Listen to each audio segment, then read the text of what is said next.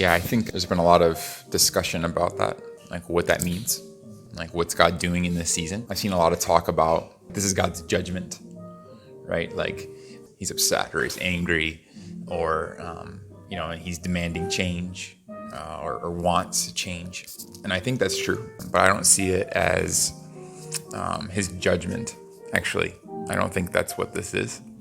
I think it's more his mercy. Similar to Jonah.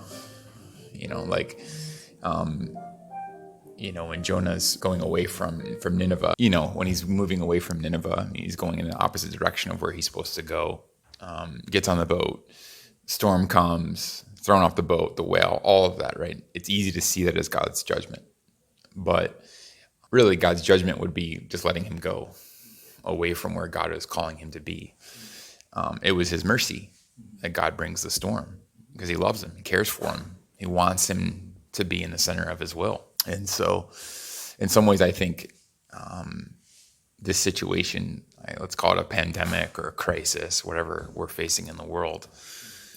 In some ways, I think this is just I'll call it a merciful nudge, right? Right now, at least.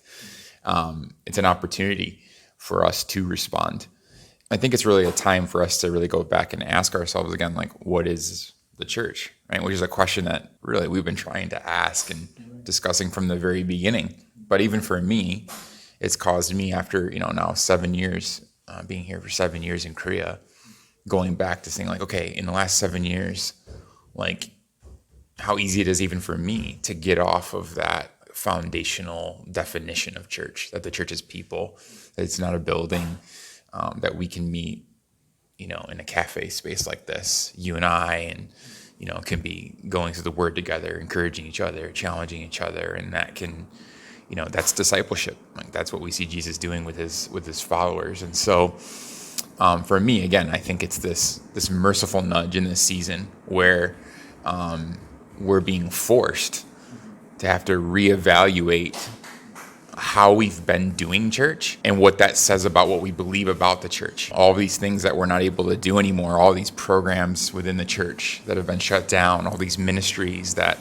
have moved online or we just had to put on pause.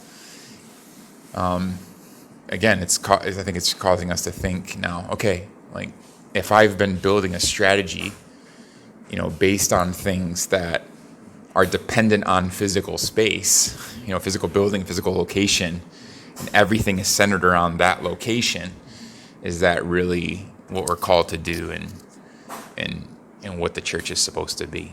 So to me, this whole thing is, I'll call it a merciful nudge, a tap on the shoulder maybe is, hey, maybe reevaluate, think about what you're doing, think about how you see the church.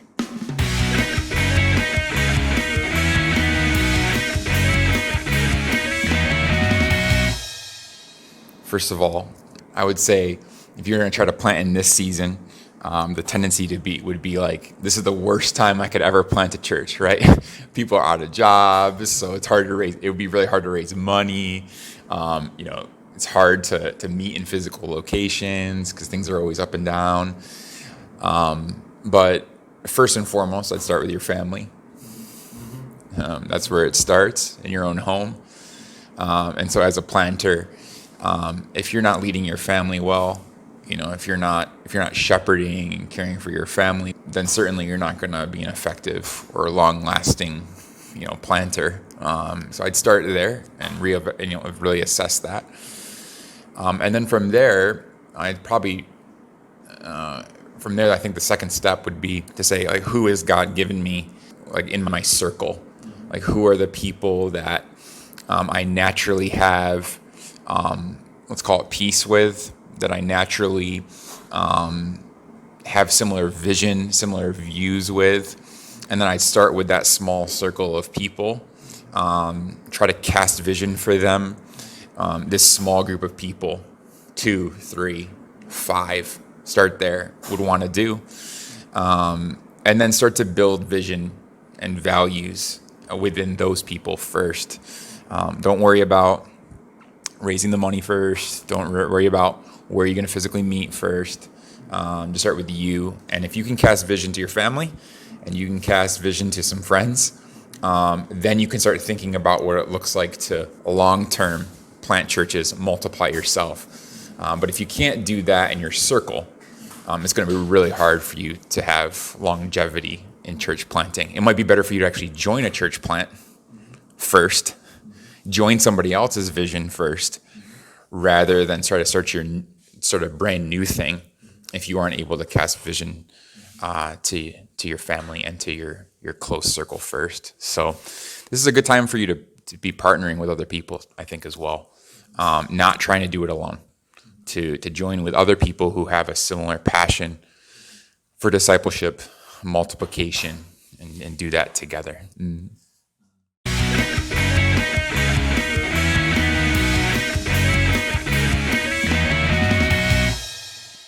Yeah, that's a tough one. About a week or so ago, I met a guy, similar situation in which you're talking about. He and his family, they were serving in a really small town in China. They'd been there for, I think, about 5 years, learned the language for a couple years. They were starting to build relationships. And then when all this happened, the government, basically kicked them out. And so in a similar way, they're starting to ask that question. Okay, like what? Like, God, like I have a heart for these people. I gave my life, sold everything to go to this specific people group, and now I can't be with these people anymore, at least for now. And so I think there's a couple things that I would say. First is, I think for a lot of us who are in ministry, we don't know how to even rest or take a break. And so maybe for some people out there, this is God saying, like, just abide in me in this season, like rest in me, be still. Like, sometimes I know as like pastors, missionaries, like we're giving so much to people all the time that we even forget that first and foremost, ministry, it's about my relationship with God first and foremost. And then out of my relationship with God comes the overflow of my ministry. And so this could be a season where people are sort of refilling their cups again. Take this next 6 months, this next year. If God gives you 2 years, and wait, right? Wait and trust Him. And I think, again, this is an opportunity to see, do you trust Him? Like, are you faithful, right? And we see this all throughout the Old Testament. As God, in particular in the Old Testament, God asking His people to wait on Him. And we think 6 months now, like we're such a fast-paced culture, right? If my internet connection goes out and it's taking me 3 seconds to load a website, I'm angry, right? But we see Him, for example, asking Abraham to wait 14 years for the promised son, right? Like for Isaac, right? And so for us, it's like, I'm doing all this waiting and everything. It's been 8 months. It's not even a full year, Sabbath year yet. And so for some people, they just need to take it as a Sabbath, resting in the Lord. And then I also think, both, at least my context now is America and Korea. That's my ministry context. I think this is an opportunity again to say, okay, yes, God's vision, certainly, we see this in Acts 1:8, or Matthew 28, Great Commission, His vision is to the ends of the earth. But at the same time, the vision is also Jerusalem, right? They're not, one's not greater than the other. And so I look at a place like America right now, missionaries have tried to come back. I look at a place like Korea now. Both places, the church is struggling, losing the next generation. And so I see this as an opportunity for these people who have a missionary heart, who are willing to go, who have that level of faith, to now, we have them back in Korea. We have them back in America. Like, let's utilize your time here now to get you to help people learn what it means to live on mission. Like, I want to sit down with those missionaries and like start a missional church. Like, those people should be teaming up, partnering together, like reach a neighborhood for the next 2 years, reach another part of a city for the next 2 years. Like, don't waste this time. Certainly continue to have a heart for the ends of the earth. But while God has you here, focus on Jerusalem. We need other people who have that missions heart, that heart for the nations, to be instilling that in our local context as well. So that's what I would say. First, maybe take it as a season of rest. Focus on your personal relationship with the Lord. But then second, while you're here, see this as an opportunity to focus on Jerusalem again, your local context, and to putting that missional DNA. So that's what I would say.